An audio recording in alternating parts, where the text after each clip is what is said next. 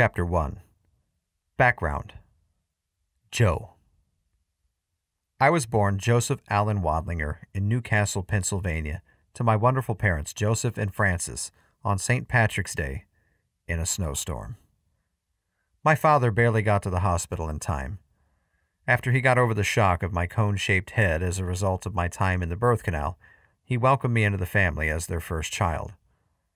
My parents couldn't be any more different. My father, the 11th of 12 children and the last boy of 6, comes from a very German Catholic background. One of his sisters had even dedicated her life as a nun. My mother, on the other hand, comes from a Pentecostal Italian family where she was one of 6 and the middle girl of 3. My wonderful sister Deborah was born 2.5 years later, and our family was complete. My parents provided a warm, loving, and encouraging environment for us to grow up in. We moved to Kettering, Ohio when I was 6 years old, and I spent my elementary school years there in a neighborhood full of children around my own age. Even though my family went to a Pentecostal church, I got saved that same year at Vacation Bible School in a friend's Methodist church. I remember very distinctly running up to my mother and saying, "Mommy, I just asked Jesus into my heart." I did all the typical things young boys do, and because my father was an engineer, I developed a love for all kinds of things mechanical and electrical, especially computers, audio, and video. We moved to Troy, Michigan when I was in 7th grade, and I finished up my junior and senior high school years there. I was very involved in photography, drama, choir, and the Honor Society, as well as being the head of the audiovisual department in my senior year. I was honored to be salutatorian of my high school class.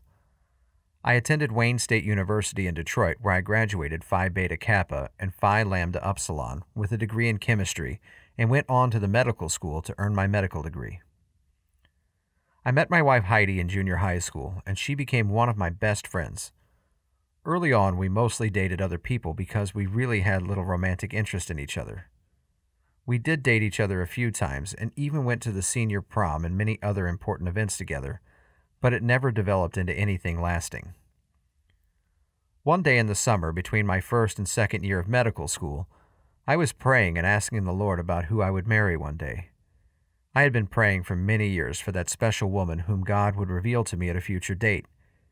I would pray that He would save her, fill her with His Holy Spirit, prepare her to be my wife, and also prepare me to be her husband.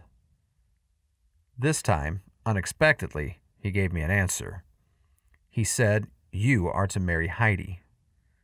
His voice was as clear as if he was standing right there in the room talking to me. I didn't hear it audibly, but in my spirit it was clearer than even that. Immediately a love like I had never had for anyone else before sprang up inside of my heart, and I knew that she was the one. As soon as I got back into town, I went straight to her house and asked her if we could start going out together. She said she was currently dating someone else. I was so sure of what God had spoken to me that I said, "Well, when you are through with him, I'll be here." Within a very short time, we were dating, got engaged, and then married. On our wedding day, we had known each other for over 9 years. After we had been married for a few years, I received my medical degree and we moved to Charlotte, North Carolina, where I started my internship. About halfway through, I realized that patient care wasn't where I was supposed to be, and instead got a job in a large healthcare computer company that developed software for doctors' offices and hospitals. I knew in my heart that this is where God wanted me to be.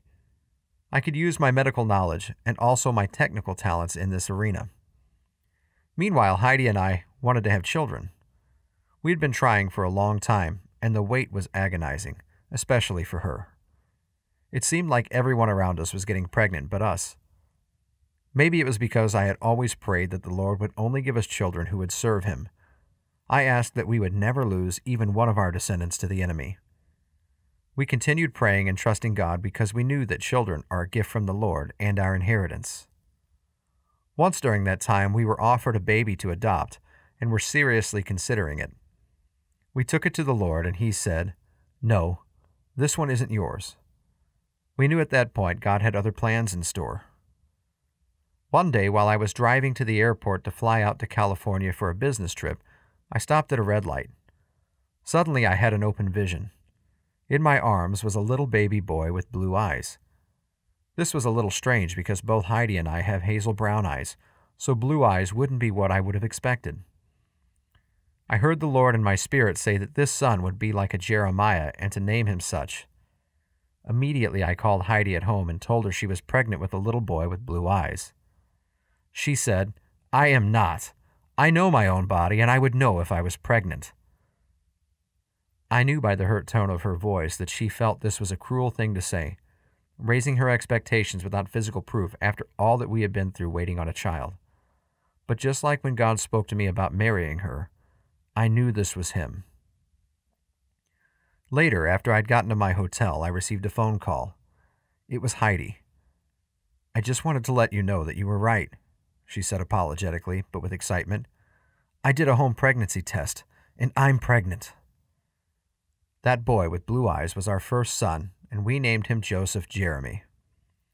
In the King James Version of the New Testament, in Matthew chapter 27, verse 9, it refers to Jeremiah as the prophet Jeremy. Jeremiah was called the weeping prophet, and Joey, as he likes to be called, has the most compassion for people of anyone in our family. Before our other two sons were born, the Lord would tell me that Heidi was pregnant before she knew, but it didn't come in a vision like that one. Our other two sons, who have brown eyes, are Jonathan David and Joshua Paul. All three are wonderful men who love the Lord. It is always better to wait on the Lord. Most often, his perfect timing isn't ours. After a number of years working for the healthcare computing company and another small computing company, two of my friends and I started our own business building data collection software for various industries. The Lord really blessed us, and at one time our company employed 21 people and did several $1 million in sales in our peak year. Due to the wisdom of the Holy Spirit, we were able to do for our customers what other companies had failed at. If you need wisdom, ask our generous God, and he will give it to you. He will not rebuke you for asking. James chapter 1, verse 5, New Living Translation. Whenever we needed revenue, I would go to the Lord in prayer and he would answer. It used to be a joke between my business partner and me.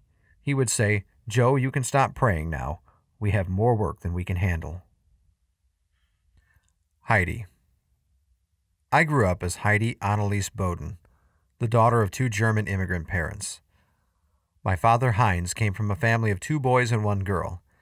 He contracted polio when he was a child and has had to deal with that physical challenge all his life. He taught me how to persevere and to never give up, even in the hard times. He is a very strong man with strong convictions.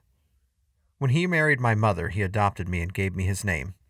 It wasn't until I was 23 years old that I knew about this because he had always treated me like his very own daughter. My mother, Valtrud, had 1 sister who was my godmother, and a half-brother and a half-sister from my grandfather's first marriage. Wally, as my mother was called, grew up to become independent and self-reliant and was a very talented seamstress. My brother Hans was born 1 year after me, and we lived in Michigan most of our lives. I grew up loving music. My parents always had German music playing in our home. I learned to play the guitar when I was 12 and went on to learn piano and bass guitar. I sang everywhere: school, church, honors choir, ensembles, madrigals, and singing groups. My family was actively involved in community theater. My mother was very talented and made beautiful costumes. My father was gifted at electronics, stage lighting, and sound. My brother and I loved singing and acting. In high school, I was involved in choir and many dramas. I even co-starred in my junior year in the musical Oklahoma and was the star of another musical in my senior year. I met Joe in junior high, and we became close and lasting friends in 8th grade because of algebra class. I was struggling to understand the math, unlike Joe, who would correct the teacher's solutions to the problems that were written on the chalkboard. I asked if he would help me, and after that we would spend hours on the phone almost every night doing our algebra problems together. I said almost every night because on Wednesday nights he went to church. That was very strange to me. I thought you only had to go to church on Sunday. In our senior year, Joe's sister Debbie asked me if I wanted to join their Christian singing group.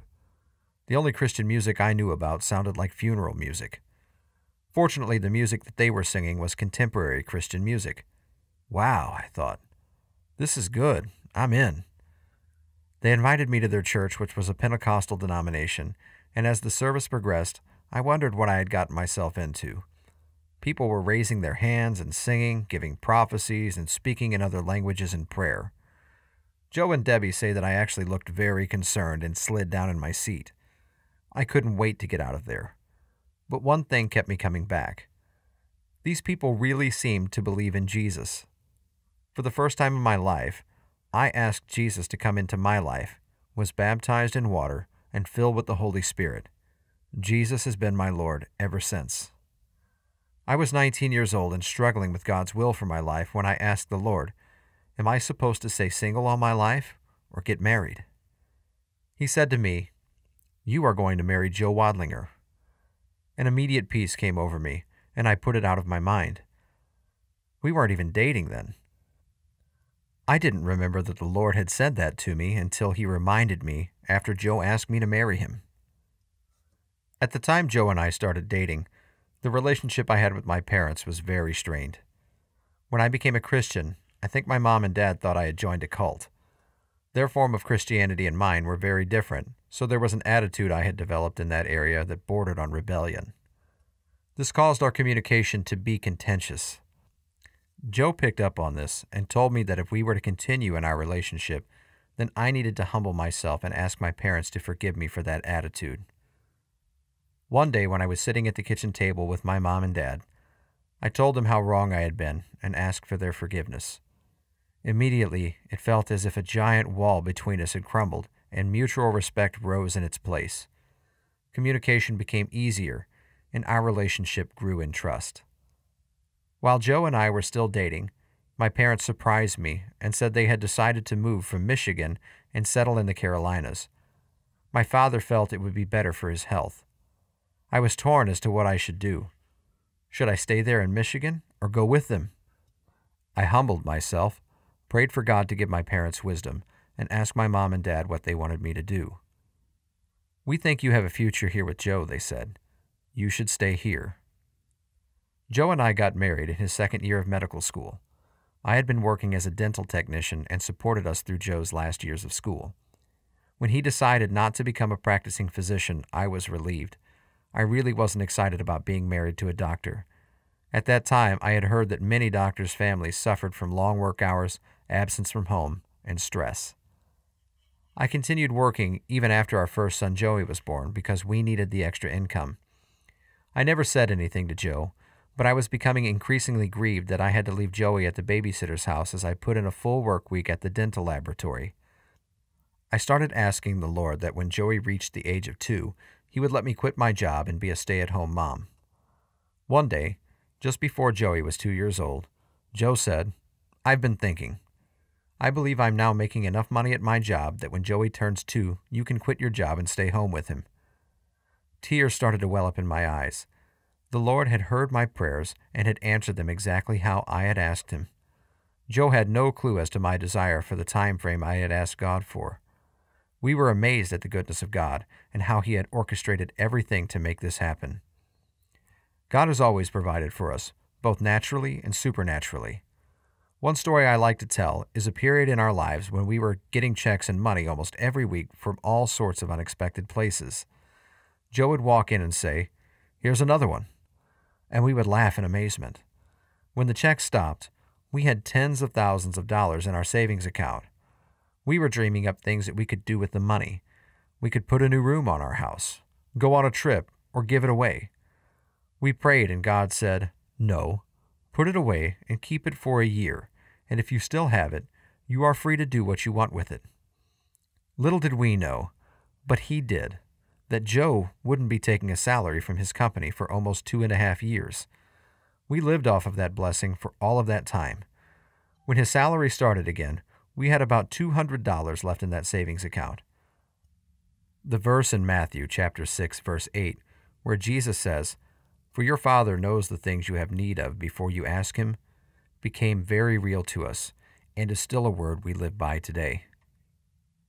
Joe has always been a strong spiritual leader in our house. That allowed me to relax under that spiritual umbrella and not do a lot of praying and Bible studying on my own. Even though my faith was strong, I wasn't prepared for what was to come next.